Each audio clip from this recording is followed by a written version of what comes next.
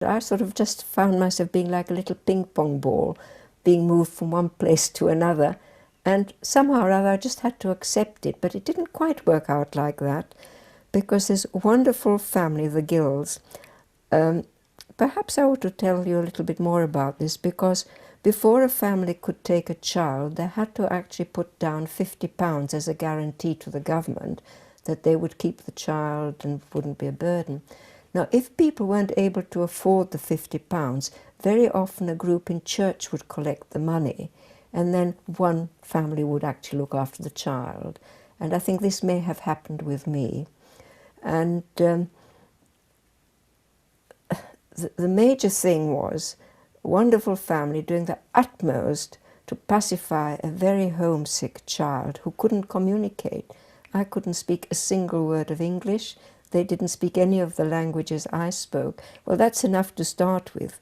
Then I'd been brought up on different food. I'd been brought up in a beautiful, warm, centrally heated flat, and everything was alien to me. Also, I'd never lived with animals, and I had a couple of Dalmatian dogs.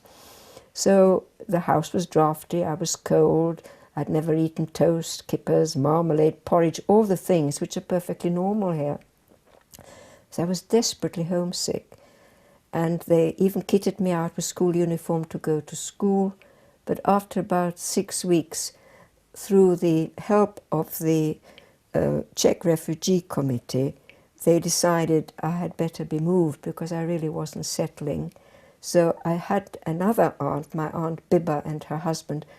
They were in London in transit to America, waiting for their visa.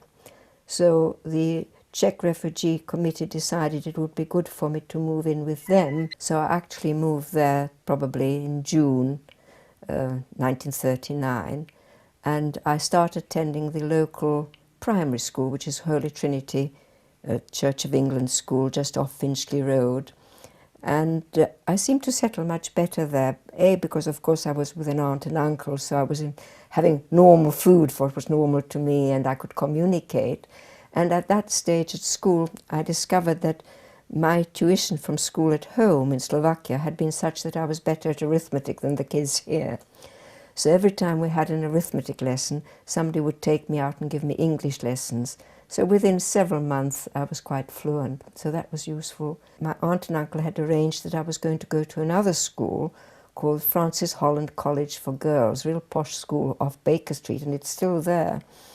And I had a wonderful grey outfit with red, and I was due to start, I suppose, first week in September. It never happened, because on the 1st of September, the British government decided all school kids should be evacuated.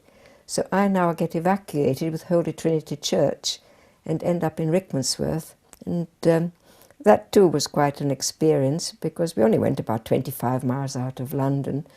And arriving at the station, there were a lot of volunteers, mainly voluntary women's services, I presume. And they would take a bunch of kids, and each would take a particular road.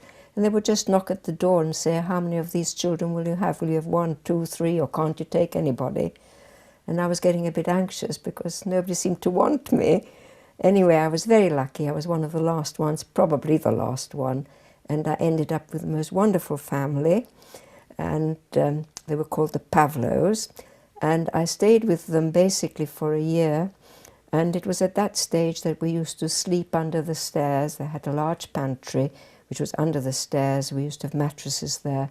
And if the air raid siren went, we would go and sleep down there.